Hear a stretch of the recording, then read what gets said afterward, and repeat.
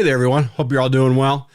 Today, I wanted to talk a little bit about something I've been thinking about for the last few weeks and where kind of how prepping has evolved, how we have changed as preppers, and also, sort of what other people, their perception of prepping and preppers are, and how, and honestly, how that really doesn't matter. But all of that stuff has changed since Lisa and I began this preparedness journey, and I just think it's pretty interesting, and I think it's all very good. There are some aspects of it that it's maybe you wouldn't look at it as really good, but I think that for the most part, the popularity in prepping, the fact that we've become better people and more prepared doing things in the times that we have been doing this, regardless of how long that is for you, I think it's all relatively good. And there's always some bad things that go along with the prepping popularity. With anything, basically, something gets more popular, and it's bound to get, those stigmas, and it's bound to get used and abused by some people and all that stuff. So I think about this as far as when other people think about preppers, they think, that we are just because prepping is just, we're always looking at all this bad stuff. We're always kind of waiting for something to happen or planning how to react when something happens. Not necessarily waiting and not necessarily hoping that something happens. But I think that perception from the outside is exactly what that is. So when people see preppers or hear about prepping, they automatically assume that we're this type of person that is constantly afraid or in fear of this happening or that happening, and it affects the way we go about our daily lives. And I think the opposite of that is true, because the reason I kind of overanalyze a whole lot of things, not just prepping. When we're going on a trip, when we're going to do different things, or when I'm trying to build something, I always look for the things that could derail my plans, things that could cause problems along the way. And I think that's why I sort of gravitated towards prepping as well, because it is that same type of situation where you're looking at solving problems before they become problems. So it's not a fear thing like a lot of people think. It is I'm going to make sure if this does happen, I'm as good to go as I possibly can be to make, to ride out that storm a little bit easier than the next person. Now, some people will say that they don't want to, they just don't even think about it. Why bother thinking about it all the time? It just makes you nervous and crazy. Just go with the flow, basically. When something happens, you just ride it out. And that's human nature. That's what everybody does.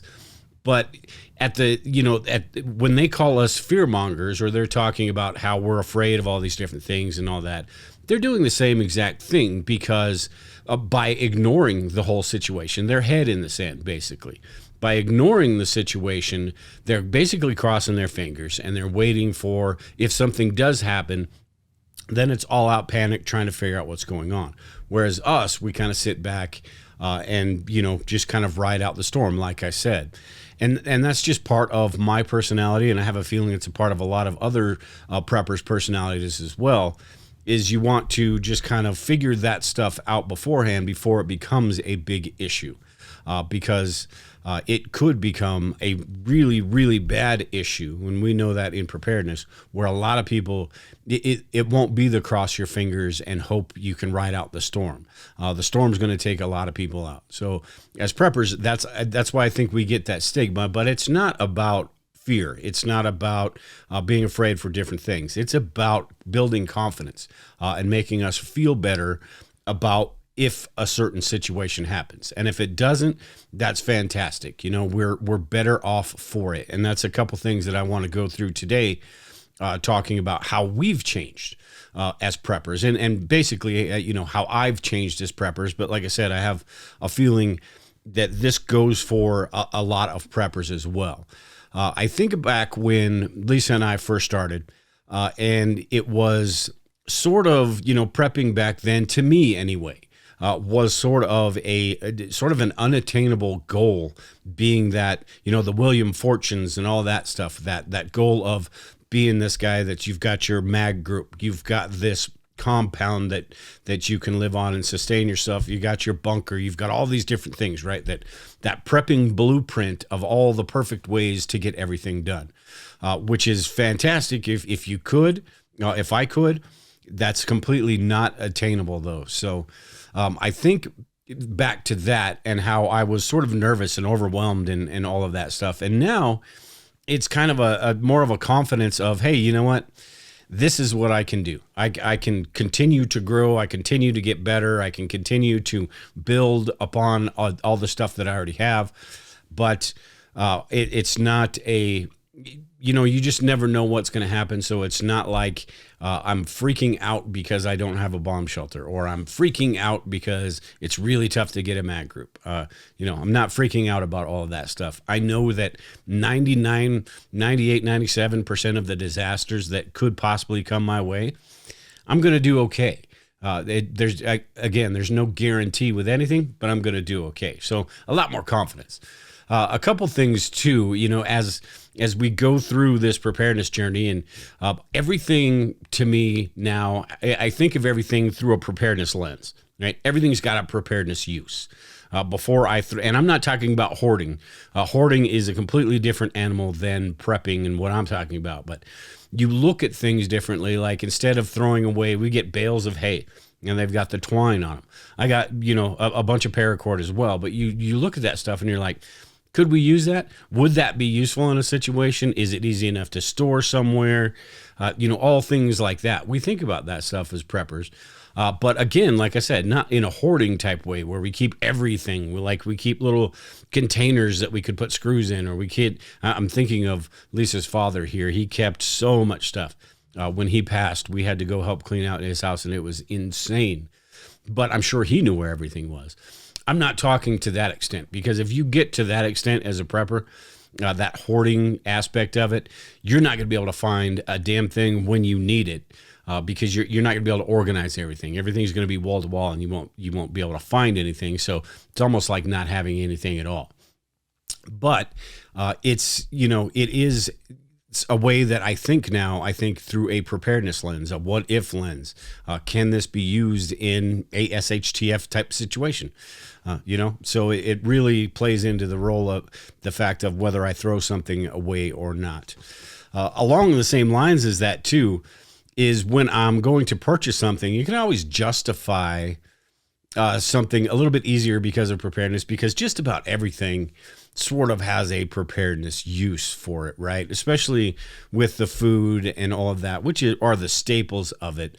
But when you're talking about supplies, when you're talking about clothing, when you're talking about all these different things, you can sort of justify with looking through that preparedness lens, you can sort of justify a lot of this stuff. So another thing that has changed quite a bit for me, and this will be different depending on your background. Military, people from the military, the OPSEC and security and all that stuff is probably top of mind before prepping. But with me, it really wasn't.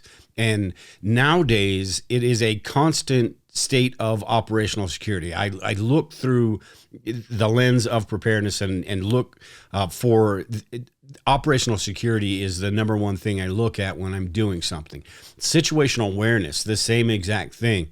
I think back to in my 20s and 30s, driving to work or going downtown or doing different things. It was sort of that carefree, you don't even care, sort of that head in the sand, like I was talking about earlier, where you're not focused on that stuff. You're focused on having fun. You're focused on what your task is, rather than all the things that are going on around you. And 90% of the time, 80% of the time, nothing's going to happen. But there is that 20% of the time that nowadays I look at different things. When I'm going to Walmart, just parking in the parking lot, making sure my head's not stuffed in the phone as I'm walking in the door. I'm constantly watching what other people are doing.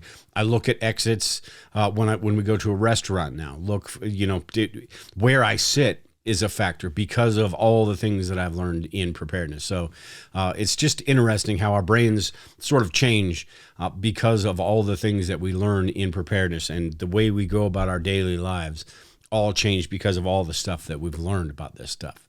One other thing, we talk about bugging out all the time, and the odds of us having to bug out pretty slim, but we're always looking for different routes, right? We're looking for those water sources as we're driving around. We sort of we look through that prepper lens as we're going on trips and think about, this would be a good stash spot right here for a cache, or this would be a good spot we could take off on the go this way and get away from the horde and all that stuff. We think about those things as we're traveling. So there's just so much that how our brains have changed throughout our preparedness journey that it's just pretty interesting to me. Another thing about people too, could be because I've talked about this a few times. People are the X factor. People are going to be a big determining factor in how bad something gets. You have the initial event, which is going to be pretty definable about how bad it is, right? Well, what type of nuclear weapons, what type of earthquake, how big of an earthquake. But afterwards, that's where people become the X factor. So that is one thing in preparedness that has really changed, because I'm always sizing people up. I'm always trying to figure out what, and honestly, we can't really tell until something happens. So you could be right, you could be wrong, but you learn more about, human nature and people and all these things, and you can sort of size people up and figure out if they're going to be a help in a disaster situation or a hindrance in a disaster situation. And there's always that set of people that are going to surprise you. You think they're going to be fantastic and they turn into a turd, or you think they're going to be a turd and they turn into somebody that's really an asset to your preparedness, your group, your community, or whatever. So I'm always thinking about people in that aspect, as well as, just around town in general, the big picture about how people are going to be, what sort of targets or hot spots could there be in a place that I live. So I'm always thinking about that stuff because of the things I do in preparedness.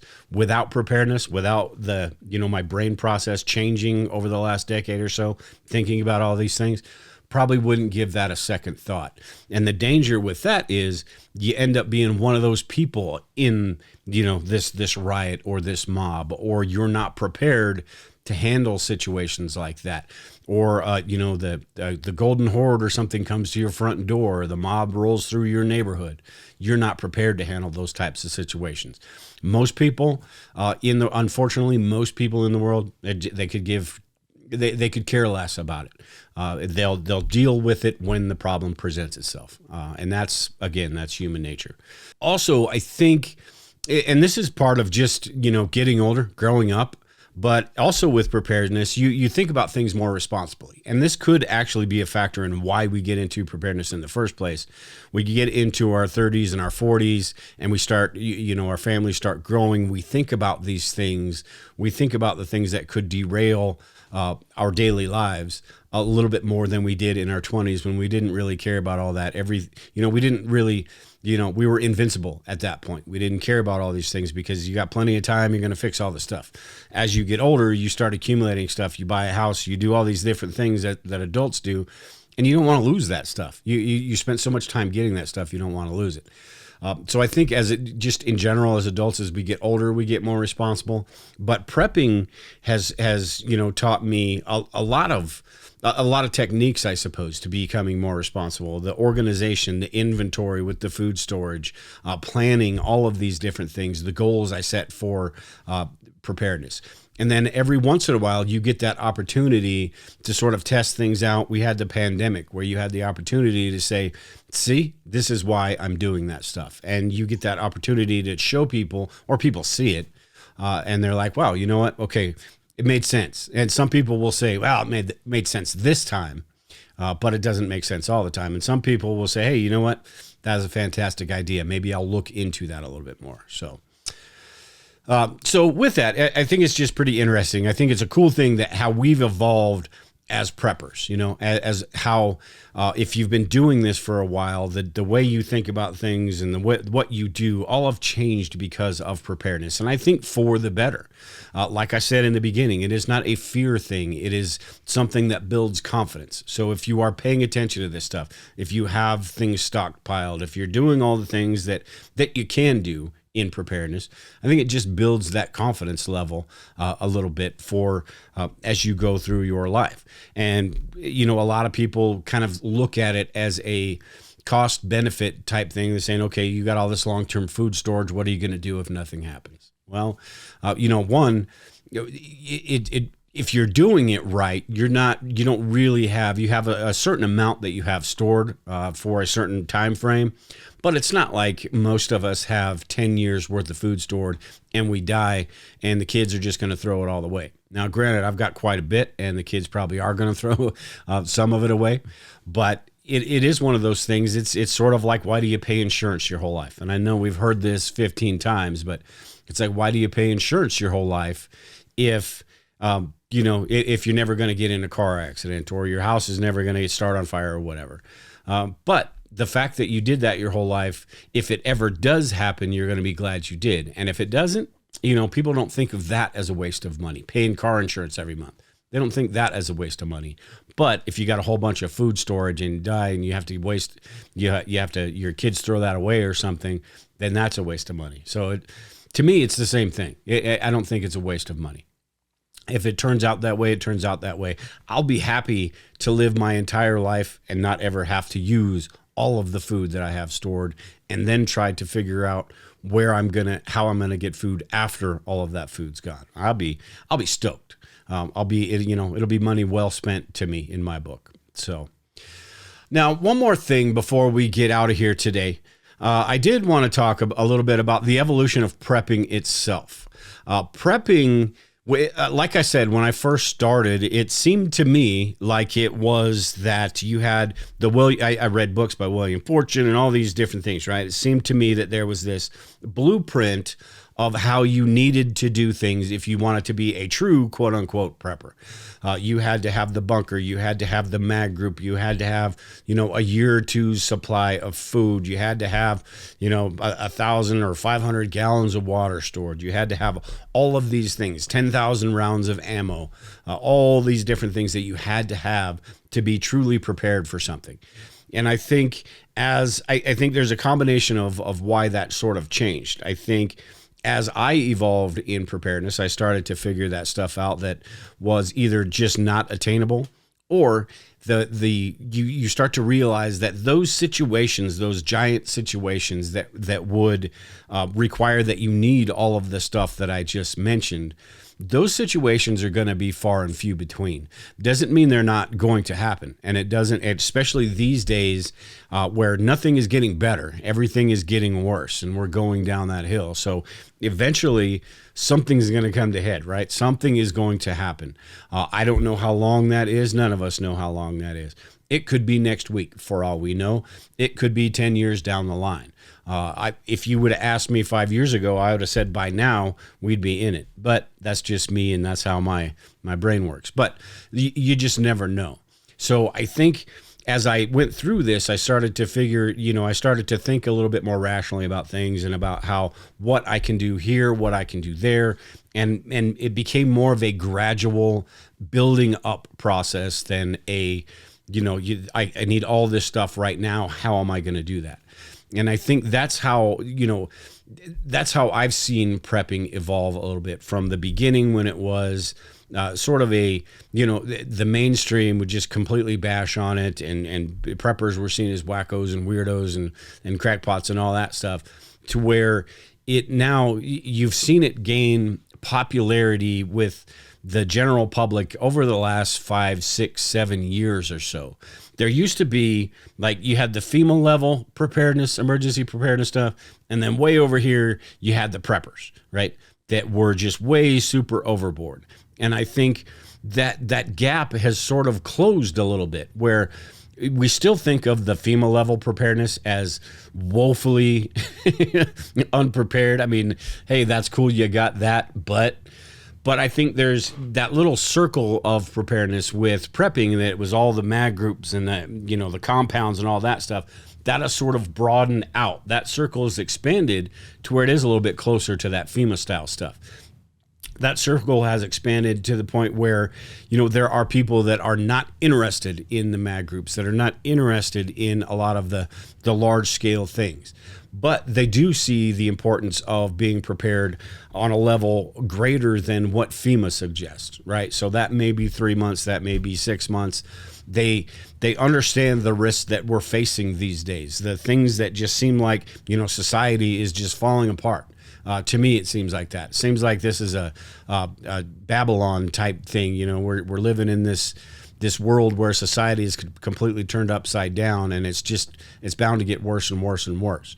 But until it gets better, and that's the religious part of me that knows that it's going to all be okay. But what are we going to have to live throughout, you know, until it gets to that point? But I think a lot of people are seeing that, and they see the benefit in preparedness. So it has gained popularity. It's gotten more of a mainstream thing to it. Now, on the flip side of that, that's not necessarily a good thing. I mean, it is and it isn't. There's a couple reasons for that. Not necessarily a good thing because it shows that what we've been talking about, especially these days when all the conspiracy theories are coming true and all the, you know, the things that we talk about all the time actually happen more often than they ever have before. It shows that there is more of a reason, and people are looking at that. So, you know, a good and a bad thing. I think the bad part of this is it has become sort of corporatized. It has become a business model for a lot of people. And granted, I'm on YouTube here, and that's part of the reason why I do all this stuff. Actually, it's to continue to do all this stuff. That's why I do it. That's why I have the bug out location. That's why I'm selling t-shirts on the SHTF shop and long-term food. It's to help me continue to do this stuff because I love talking to everybody about preparedness. I love teaching about it, and me teaching about it and talking about this stuff helps me learn as well. So, and that's the whole reason I started Survivalist Prepper, Lisa and I, is because it was that back and forth. It was about learning the whole thing, and I really enjoy it. But it has become a business for a lot of people. Look at the supplies. Prepping supplies has become an industry in itself. You look at some of these YouTube channels and websites. They have become, they're just trying to get clicks. They're just trying to get your money and you know, turn and burn type thing. So that is a huge part of preparedness. People see that opportunity there, the popularity in it, and they try to grasp onto that. That is not how I work. That's not how I roll. I started this way before all that stuff happened anyway, and I'm not going to go that route, even though there is a lot of money in the preparedness industry. If you do things, quote unquote, the right way, as far as marketing and all of that stuff, there is a lot of money to be made because you look behind me. There's a lot of crap to buy when it comes to preparedness. You're talking about food. You're talking about supplies. You're talking about everything. There's so much stuff to buy. There is a market there for this stuff. Self-defense weapons. I got my compound bow up there. Got the long-term food storage. We've got the water filters, the first aid stuff. There's so much to the preparedness community, and it has become so popular that there is that business aspect to it, which is a good thing and a bad thing.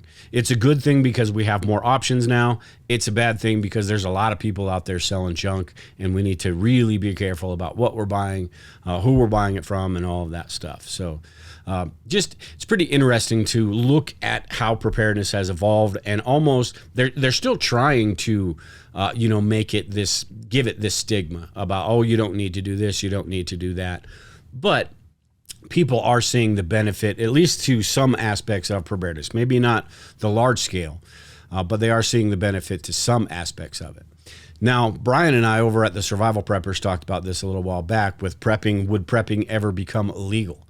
And I think that is something that absolutely is a concern because of the way that, you know, the World Economic Forum and all the government officials and everybody's talking about equality and, not being greedy and helping your brother out and all these different things, right? So it could come to a point where there is, especially with the digital dollar, where there is this aspect of it where it's, you know, if you have this much food, you don't need this much food. What you're doing by having this much food is taking away from others that could be using that food. So I think aspects of preparedness could become illegal. I absolutely do. And in my lifetime, I believe that we're going to start seeing that stuff happen to where it's like there's a limit on how much you can store, or with the digital dollar and their ability to track you, they're going to be able to find out how much long-term food storage stuff you've bought, how much beef you've bought, especially with, if they're trying to take away our ability to buy meat anyway, but they're going to be able to track all of that stuff and see that, okay, this person is not, he's not doing his part for the community. He's being a little bit greedy. So we need to, coax him in the right direction. Right now it's coax him. Later on, it could be, we need to go seize some of that stuff and distribute it equally. But that's in the future. That's how I see prepping changing, and not to where it is now. So there's a lot of good with preparedness right now. I think it's great that there's a lot of people interested in this stuff. I think it's great. Those people, if anybody out there is new and watching this, watch channels like this. Watch channels like Mind for Survival. Don't watch the fear porn stuff. Don't watch the ones that deliberately try to get you afraid and try to either get you to subscribe to their channel or get you to buy their stuff. Now, granted, I do talk a lot about, from the outside looking in, I've had a couple friends tell me, wow, what you talk about is really scary. I don't see it that way. And I try not to be that guy that is, head on fire, everything's going to crash, go hide in your bunker type guy. But I've heard from friends that aren't in it like I am and like you are, that have said, hey man, the stuff that you talk about is pretty scary. So I get that even though I don't think I'm one of those guys and I'm not one of those guys that just completely say we're all going to die. Some of the things I do say, and we do talk about in preparedness, not just me, everybody, but some of those things can be pretty scary to the outside person looking in. So, but I think it's great that there's a lot more people in this industry. I think it's great that there's a lot more options as far as supplies and tools, and because there's a lot more people, you get a lot more advice on different bags, what people have tried and all that stuff. I try to do videos like that just to give you an idea about what I'm doing and what I like and what I don't like. But at the same time, the bad part of this is that there are people out there looking to take advantage of that stuff. And that's what we've got to watch out for in preparedness. At any rate, this video went pretty long. I was going to go for 15 minutes. I went a whole lot longer than that. But if you guys have any comments, any ideas on how you think you've changed or how preparedness has changed, or where you think it's all going to be, going in the next 10 years, maybe even less than that. I mean, who knows? With the way things are going right now, it just seems more accelerated as the days go on. I am going to do a video here in a couple days about preparing for 2023 and give my thoughts on how I think that's going to go. And I honestly, I'll just give you a little sneak peek right here. I really have no idea, because the last few years, you keep thinking it can't get any worse and it can't get any worse. And then, everything just starts piling up and piling up. When does that all start to fall apart? When does that house of cards start coming down? So at any rate, watch out for that video coming up. With that, though, I am going to get out of here. Like I said, this has gone a little bit longer than I thought. If you have any questions or comments, make sure and leave them below. If you're not subscribed to the channel, make sure and subscribe. Until next time, take care and prepare. We'll talk to y'all later.